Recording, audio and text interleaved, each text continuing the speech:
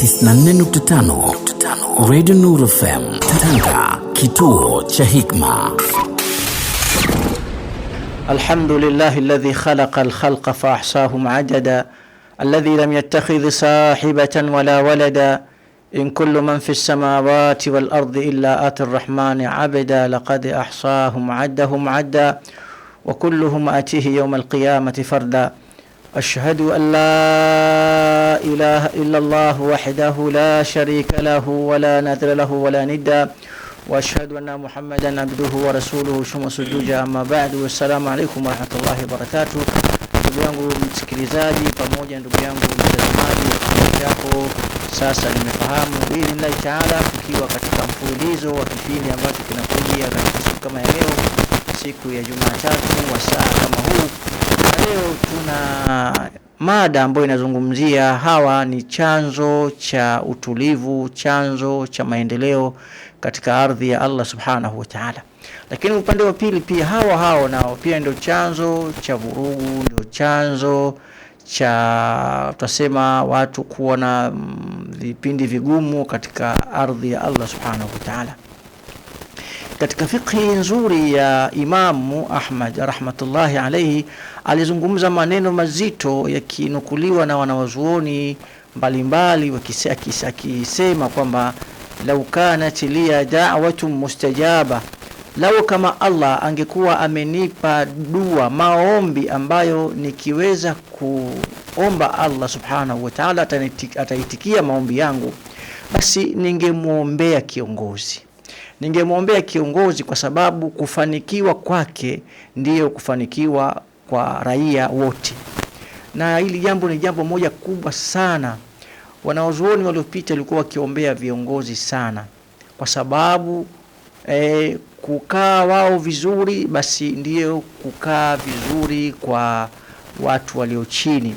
Na ndio maana mpaka imekuja katika hadithi ya Mtume Muhammad sallallahu alaihi wasallam, hadithi imekuja fi sahih, hadithi ya Abu Hurairah radhiyallahu ta'ala anhu, aliposema Mtume wa Mwenyezi Mungu, sab'atun yadhilluhumullah fi yawmi la dhilla illa dhillah, siku Mwenyezi Mungu atawafinika watu wa aina saba kwenye kivuli, siku ambayo hakuna kivuli isipokuwa kivuli chake.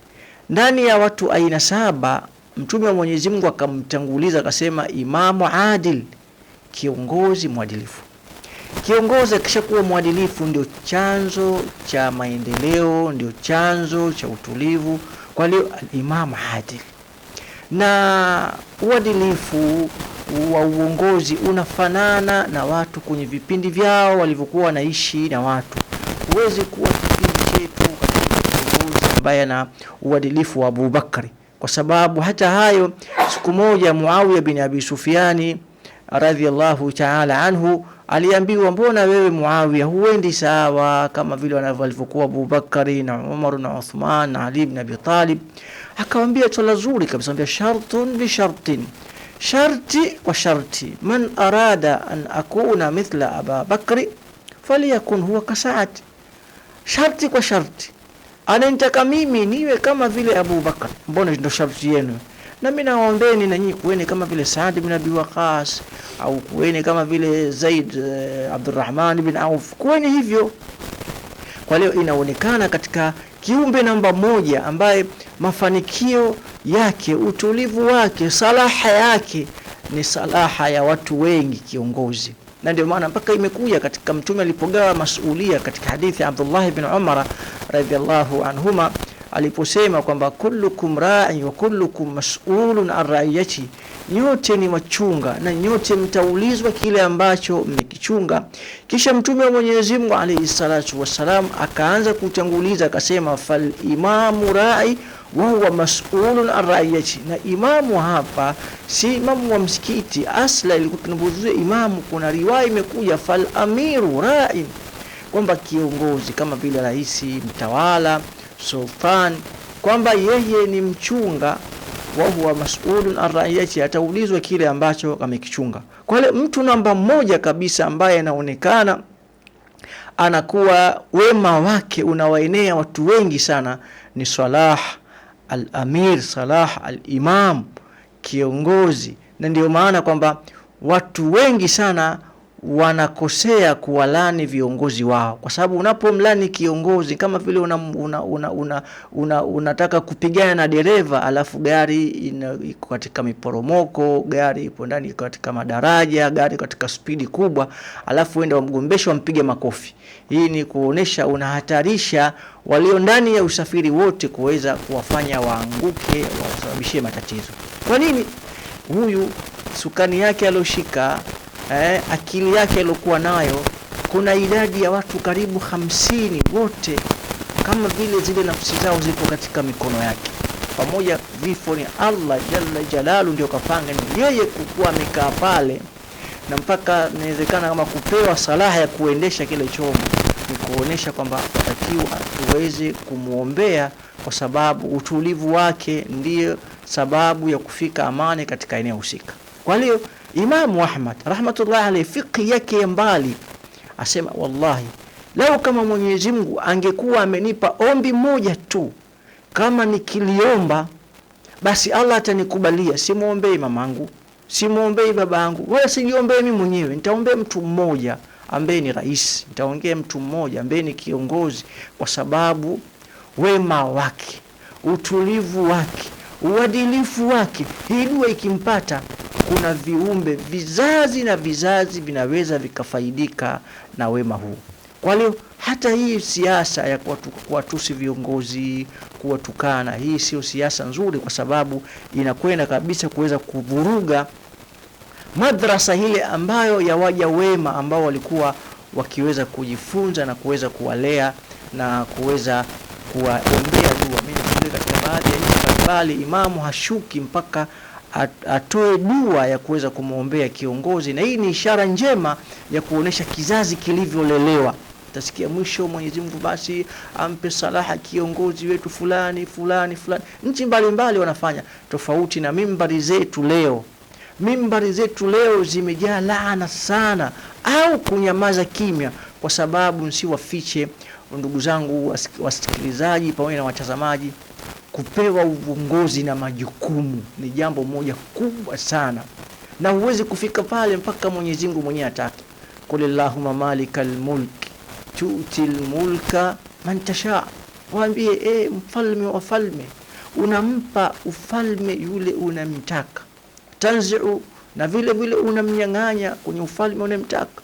Watu'izzu man tasha, unamnyanyua unamtaka. Watudhillu man tasha, unamweka chini ukamdhalilisha unamtaka. Biyadika alkhair innaka ala kulli shay'in qadir, kwamba wewe Allah subhanahu wa ta'ala kila kitu kiko kwako, na wewe kila kitu ni mweza.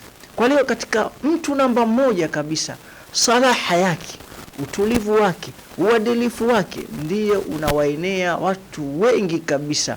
Hata baadhi ya Ibn Taymiyyah rahmatullahi alayhi amenukuu maneno ya Imam Ahmad rahmatullahi katika Majmu'ul Fatawa alipozungumzia kisa kimoja kizuri. Sema tuna viongozi wawili, mmoja ni mzuri kwenye vita, anajua mbinu za upiganaji hivi, isipokuwa ana makosa fulani.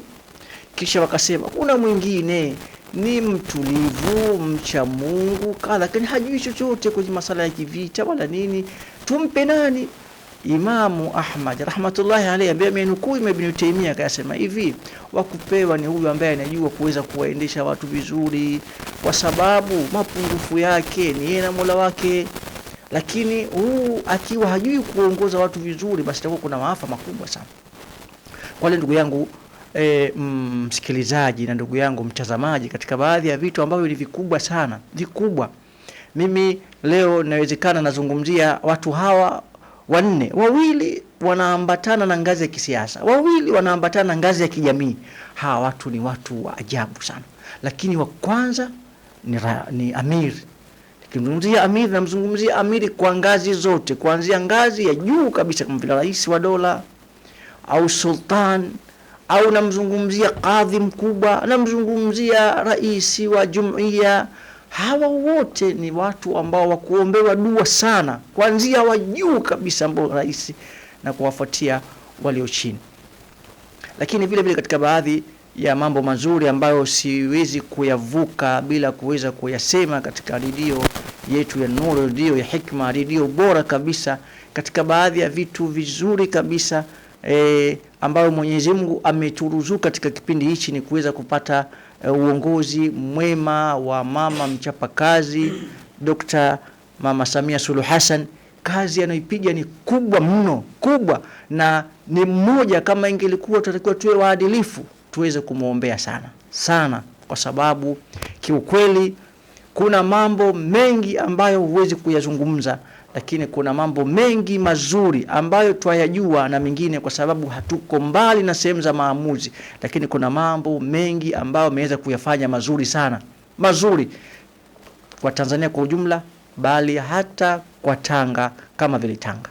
Hili ni jambo ambalo natakiwa, mara nyingi mimbari zetu zimekuwa kama vile ukimtaja kiongozi watu wanafaa kutolea macho hivi. Kuna nini?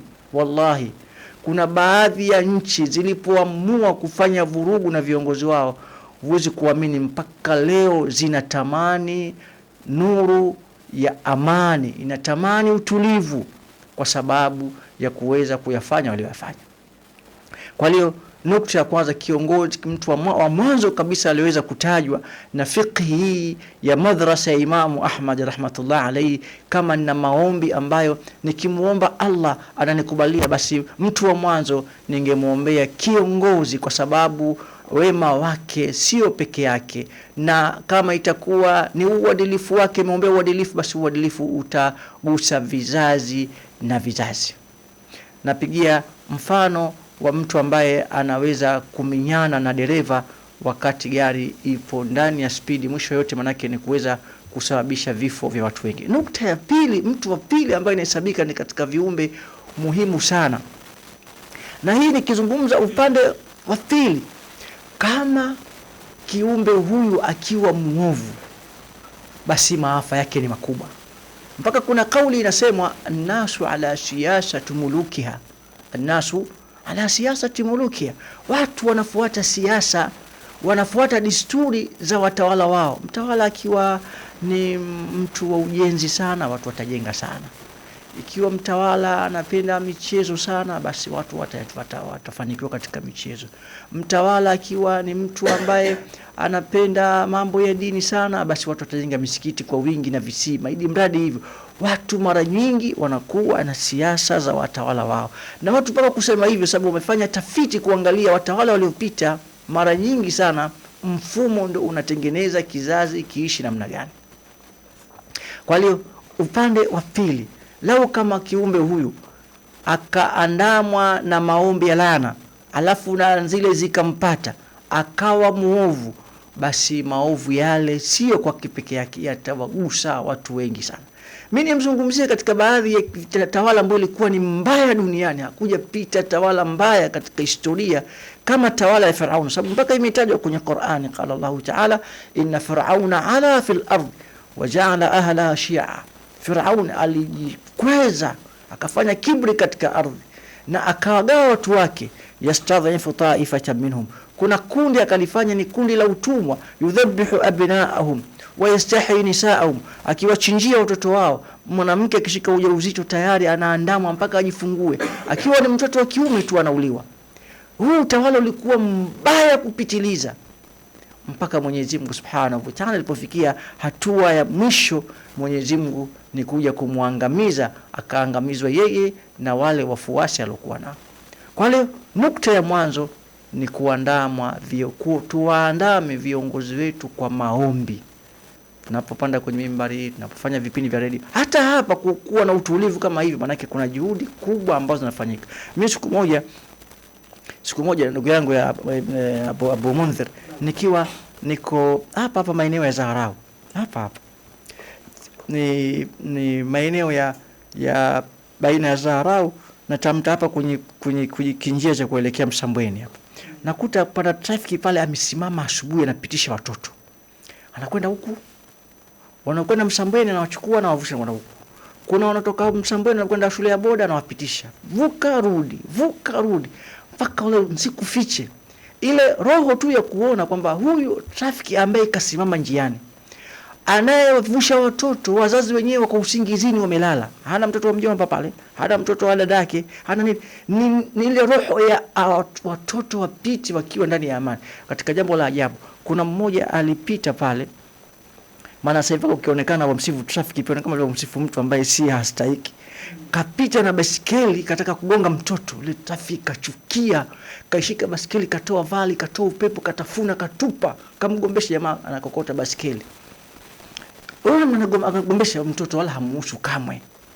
Lakini kuna wakati mwingine huruma ile inaanza juu kabisa kwa kiongozi, ndio inashuka taratibu mpaka katika watendaji wengine wa chini. Basi mimi nikamwambia mwenzangu mmoja, mimi siwezi hakika, nataka niende nikakutane na yule bwana, nikamsalimie. Jamani, wala hawaaminiki, wanaweza kupiga, niambia hapana. Ile navuka tayari kashashika watoto wawili anawavusha. Nikamsubiria akaja, nikamwambia bwana, nyinyi ni watu muhimu sana, na watu wazazi wamelala, nyinyi mko barabarani kuwapitisha watoto wawe salama. Wallahi sina cha kukupa, naomba tu nikuombee dua. Yule bwana traffic akaona labda dua haiwezi kumkolea mpaka avue kofia, akavua kofia. Akavua kofia. Watu watushangaa, tuko barabarani tunapiga rabbana taqabbal minna innaka sami. Natamani kwa kiongozi kama yule mwenye huruma, Allah ampe awe mkubwa. Kwa sababu si dua tu, kuwasaidia hata wale ambao wenye roho ya uzalendo na utu, wao wakubwa, ndio tutapata amani kubwa katika. Kwa hiyo nukta ya mwanzo, kiongozi wa aina yote ambaye yuko juu kabisa asiandamwe na maneno ya laana, basi mkubwa sana ni kuombewa dua, sababu ni binadamu, kuna mapungufu mbalimbali ambayo yanaweza kujitokeza, lakini pia sisi wenyewe hatuko sawa. Kiongozi amezaliwa kwenye jamii ambayo anafanana nayo. Ndio kaisema Muawiya, jamani, mimi siwezi kuwa kama Abu Bakari, sababu Abu Bakari alikuwa na watu wanafanana na kwenda na mfumo huo. Kama atakamini kama Abu Bakari, na nyinyi kuene kama vile Abdurrahman bin Auf au Saad bin Abi Waqas, hapo ndo tutaenda. Kama unaniambia mimi niwe kama Abu Bakari, wewe mwenyewe kama vile Abu Jahl, haiwezekani. Mtu wa pili ambao unaonekana utulivu wao, uadilifu wao ni sehemu kubwa sana katika maendeleo ya jamii. Utulivu, amani ni waliomzunguka kiongozi. Safu iliyomzunguka kiongozi. Tutakuta Mtume wa Mwenyezi Mungu alayhi salatu wasallam kama kiongozi, kuna 10 namba katika lugha ya leo. Mawaziri wakuu walikuwa asema Abu Bakar fil janna, Umar fil janna, Uthman bin Affan fil janna, Ali ibn Abi Talib fil janna, Abu Ubaida Amr bin Jarrah fil janna, Zubair bin Awam fil janna, Saad bin Abi Waqas fil janna, Sa'id ibn Zaid bin Amr bin Nawfal fil janna, Talha bin Ubaidillah fil janna, Abdurrahman ibn Auf fil janna. Akataja Mtume wa Mwenyezi Mungu 10. Hawa 10 ilikuwa ni mawaziri wakubwa, timu iliyomzunguka. Hata hawa pia ni viumbe muhimu sana kuweza kuandamwa kwa maombi, kwa sababu yani mafanikio makubwa yatakayojitokeza hayatawaangukia, wataangukia watu wengi chini. Na ndio maana mpaka imekuja katika masala ya Mtume wa Mwenyezi Mungu alipozungumza masala ya uongozi, akasema hivi, la tasalul imara fa innaka in utitaha am mas'alatin. Usiombe majukumu, usiombe kujitwisha mzigo mkubwa. Ukiuomba kwa kung'ang'aniza au wakati mwingine ukatoa mpaka rushwa ili upate kuingia, Mwenyezi Mungu atakuacha nao na wala huwezi. Lakini ukipewa fa in utitaha, ukipewa biduni masala, bila ya kuomba, basi utapata msaada, Allah atakusaidia. Na ndio maana katika sehemu kubwa sana kuna haja kubwa sana kiongozi wa aina yoyote, bila ya kutegemea nguvu za Allah, kutegemea msaada wa Allah, hawezi kufika mbali.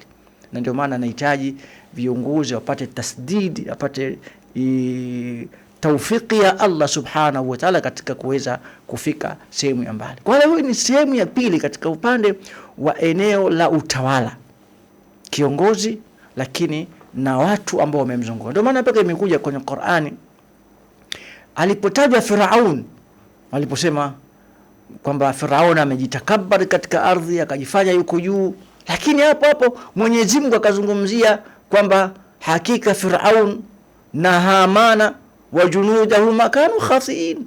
Akatajwa Hamana ambaye ni katika lile grupu au ile safu ya mawaziri wakubwa wa Firaun. Kwa hiyo hawa wakikaa vizuri, wakiandamwa na maneno mazuri, wakiweza kurekebishwa katika njia nzuri, ni sehemu kubwa sana ya maendeleo, na nchi mbalimbali ambazo zimeweza kujaribu katika kuweza kufikia malengo mazuri kwa kupitia viongozi wao wameweza kufika. Mimi na msemo huo napenda kuutolea mfano sana.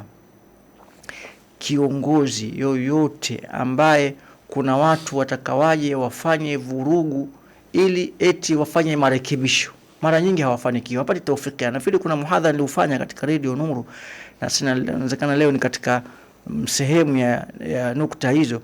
Hussein ibn Ali, mjukuu wa Mtume sallallahu alaihi wasallam, Hussein ibn Ali, mwezi huu wa Muharram alijaribu kuona kuna hivi, basi akaahidiwa hivi utasimamisha dola ya Kiislamu, utafanyaje, utaondosha dhulma hivi. Akaenda akaingia, wale waliomuita wakaenda wakamsaliti, wakamwacha kama alivyoambiwa kwamba nimewacha kwamba watu kulubuhum mak wasuyufu ma bani Umayya, nyoyo zao wanakupenda lakini nguvu silaha wapo pamoja na dola. Akayafanya aliyofanya, mwisho yote kaja ni kuja kuweza kupotea na kuweza kuja kuuawa katika mikono ya watu ambao walikuwa ndio waliomshajiisha. Kwa hiyo katika jambo ambalo ni kubwa sana, unapokuwa unataka kuja kufanya mabadiliko ya aina yoyote, basi usiingie katika mapambano. Wale wengine kwenye mapambano wengine ni waja wema lakini hawakuweza kufanikiwa.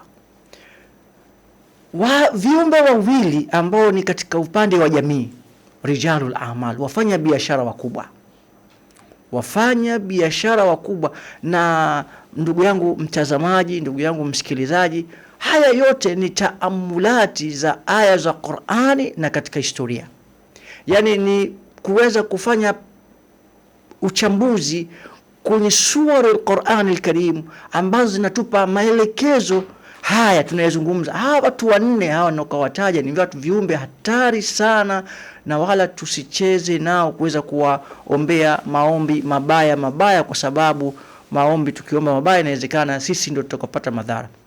Rijalul a'mal, wafanya biashara, na sisi kusudi wauza nyanya, na kusudi wafanya biashara rijalul a'mal, wale wakubwa ambao wamemiliki uchumi. Inawezekana uchumi wa nchi, wengine wamiliki uchumi wa eneo, wengine wamiliki uchumi hata wa dunia. Rijalul a'mal wana sauti. Rijalul a'mal wanakuwa kama vile wana ustaa fulani, na ndio hivyo yani. Hata ukienda katika baadhi airport unaambia wale mastaa wapita na huku sijui nini hivi, wamewekewa vitu special. Hawa vile ni watu ambao watakiwa watazamwe sana, na sio pia kuweza kuandamwa na maneno machafu, wakati mwingine kuweza kupora mali zao hivi kadha, kwa sababu kuna vizazi na vizazi vinafaidika na uwekezaji wao. Mimi nazungumza kwa kutokana na tafiti ambazo zimefanyika. Kuna watu, kuna viwanda, watu kadha wanafaidika. Leo unaweza kujifanya uharibifu, ukaharibu, ukapoteza riziki za watu. Kuna vizazi karibu 100, wengine 200, wengine 500, wengine 1000, wengine maelfu ya watu. Wale madereva, wale ni mainjinia, wale ni hivi. Mnapokuja mkafanya vurugu katika kuweza rijalul a'mal. Hii wanasema katika suratul Qasas, sura ambayo mtume wa Mwenyezi Mungu kapewa kama njia ya kupita. Nabiullah Musa mwenzako alipita hivi, anapewa maelekezo, anaambiwa namna gani uongozi ulivyo. Akapewa sampo ya Firaun, akapewa sampo ya Qaru, akapewa sampo ya Haman ambaye ni waziri wake, akapewa sampo ya Qarun, rijalul a'mal, mtu mfanya biashara mkubwa. Mpaka Mwenyezi Mungu, inna Qaruna kana min qaumi Musa fabagha alaihim, hakika Qarun alikuwa ni katika jamaa wa Nabiullah Musa, lakini akafanya dhulma. Kisha Mwenyezi Mungu akazungumzia mali aliyokuwa kapewa rijalul a'mal, mpaka alikuwa anafanya asema, mbona ana mali nyingi, kwa fanya biashara gani? Siku moja wakati anatoa darasa katika mwezi mtukufu wa Ramadhani, ikawa tuulizana alikuwa afanya biashara gani mpaka akawa na mali nyingi kiasi kama hichi. Kuna waliosema alikuwa jamaa, wengine sema jamaa itakuwa alikuwa auza madawa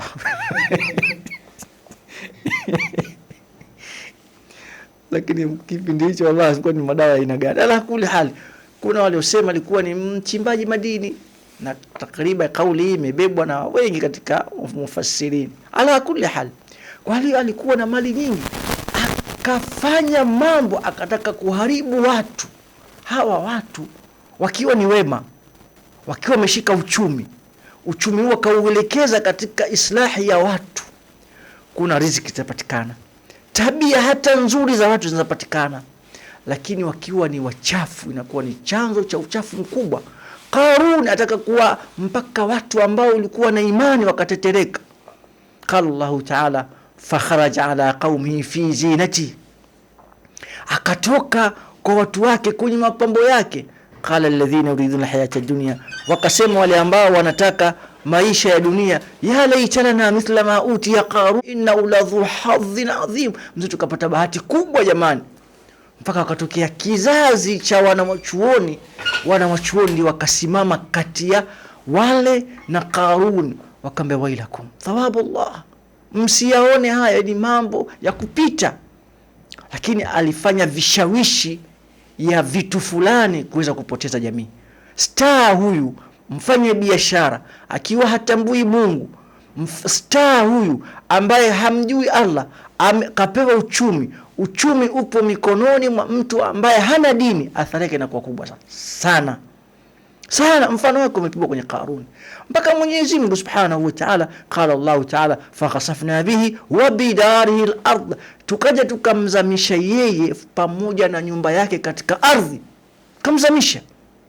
Kwa nini? Kwa sababu ya uchafu aliyokuwa anaufanya katika watu wake. Na kuna matukio mengi aliyoyafanya kuhusu Nabiullah Musa alayhi salatu wasallam, mpaka ziliposhuka aya kwamba Nabiullah Musa anaambia watu wake, wa idh qala Musa liqaumi ya qaumi lima tuudhunani, kwa nini mwaniudhi? Mmoja wapo ni maudhi ya Qarun. Alifikia mpaka akaona daraja yake ni kubwa zaidi hata kuliko mtume wa Allah Nabiullah Musa, akafanya matukio mengi kuwapa watu fedha ili wataje sifa mbaya ambazo Nabiullah Musa wala hakuzifanya za kuzitengeneza, lakini katumia fedha yake kuweza kuharibu sum'a za watu, kuharibu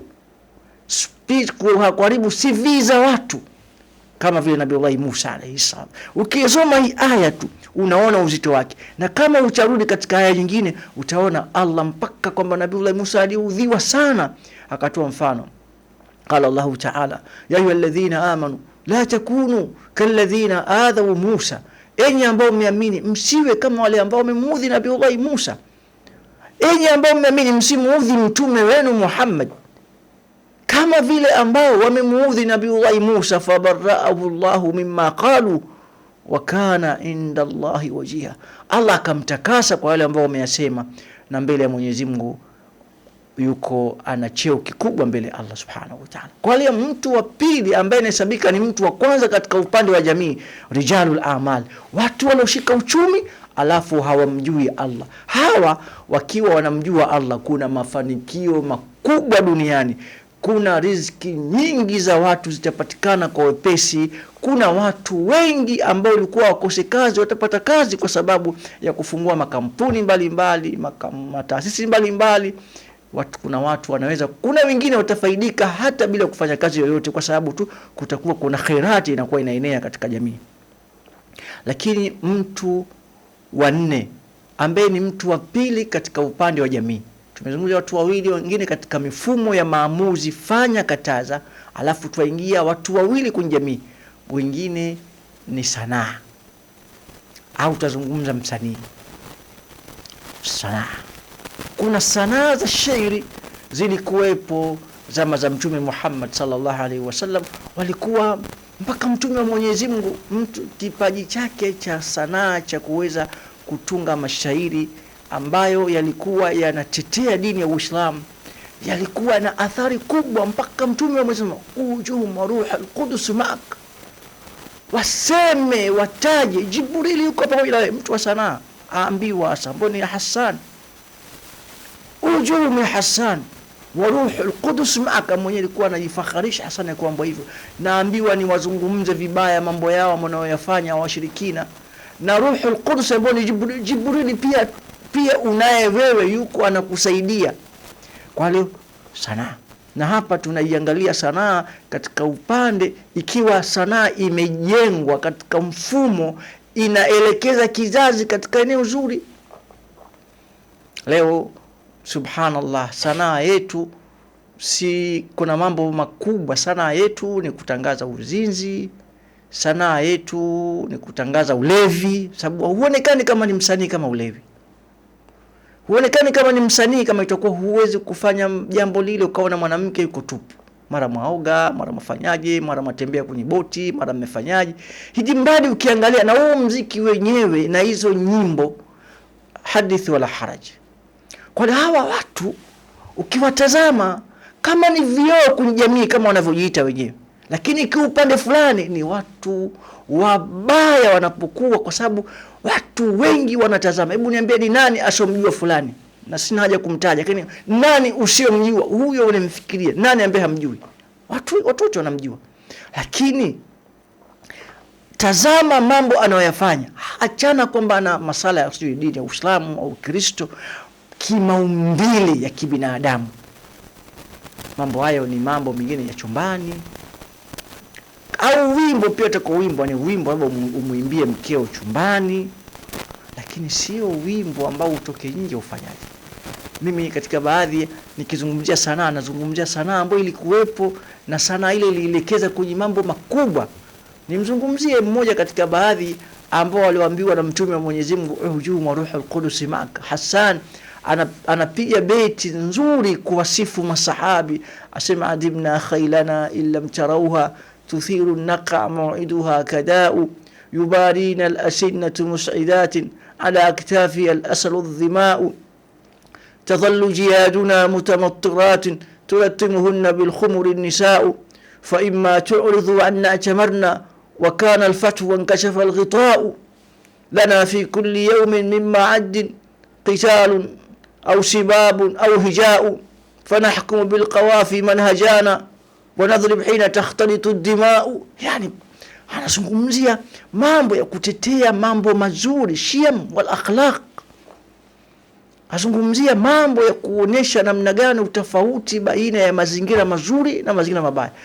Hizi zimehifadhiwa na vizazi na vizazi, ndani yake kuna mafunzo makubwa kabisa ya kuweza kubeba kama vile kizazi. Kwa hiyo sanaa, na katika kiumbe mwingine anaonekana ambao beba sanaa katika sehemu mbaya, Samiri, ambao Allah kamtaja kwenye surati Taha, ndiye ambaye aliyekuwa akatengeneza kinyago. Sababu ni moja katika sehemu ya sanaa kutengeneza vinyago. Akatengeneza kinyago kikapendeza, kikaekwa, kaja watalii wakafanyaje, akatengeneza kinyago cha dhahabu, alafu akakipa majukumu, akasema hadha ilahukum wa ilahu Musa fanasi, huyu ndio Mungu wenu na huyu ni Mungu wa Musa. Wakasahau.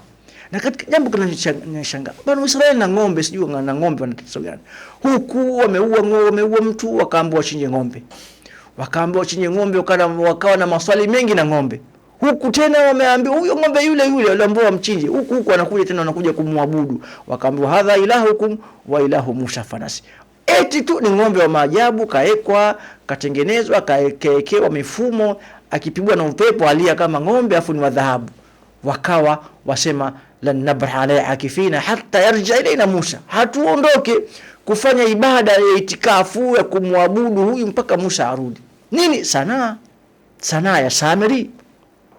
Samiri akatengeneza sanaa ambayo ilikuja ni sababu ya kuja kupotosha kizazi, mpaka Nabiiullah Musa anakuja kumshika ndugu yake Haruna na mvuta ya juru ile khalabna kijana wa mama, la ta'khudhu bil hati wala bi ra'si, usinishike nywele za kichwa wala za ndevu ukanivuta, bali kapaka sema la tushmitu bil ada usiwape vicheko maadui.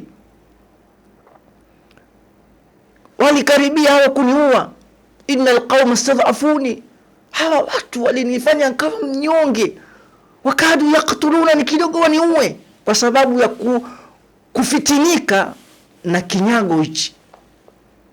Hawa watu wakiharibika, wanaharibika kikweli, alafu wanabeba watu wengi, alafu wanaona kama vile yani kama ndio maendeleo.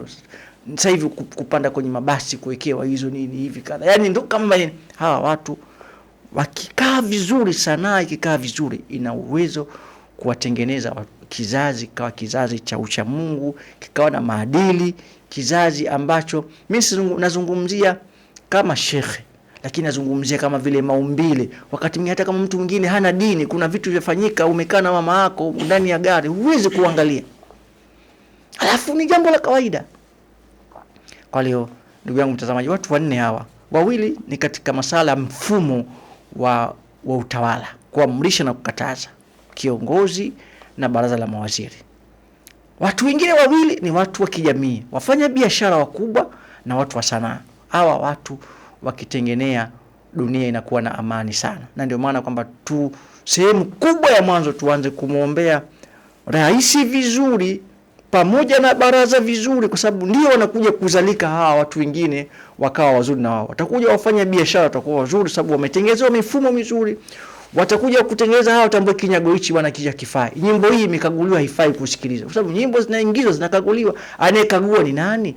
Lazima tuweze kuwalea vijana vizuri, na vile vile tuweze kuomba Mwenyezi Mungu Subhanahu wa Ta'ala viongozi wetu wawe wazuri, na tusiingie kuweza kuwatusi na kuwalani, kwa sababu malana zile athari yake inakuwa kubwa, inarudi kwetu. Naomba kwa haya ambayo nimeweza kuyazungumza katika siku ya leo niishie hapa. Wajazakumullahu khair. Pamoja nimekula muda wa maswali mengi, lakini naomba inawezekana ujumbe ulikuwa ufike zaidi. Naomba tuishie hapa. Wa dumtum ala khair. Barakallahu fikum. Sallallahu wa barakatuh. 94.5 Radio Nuru FM Tanga, kituo cha hikma.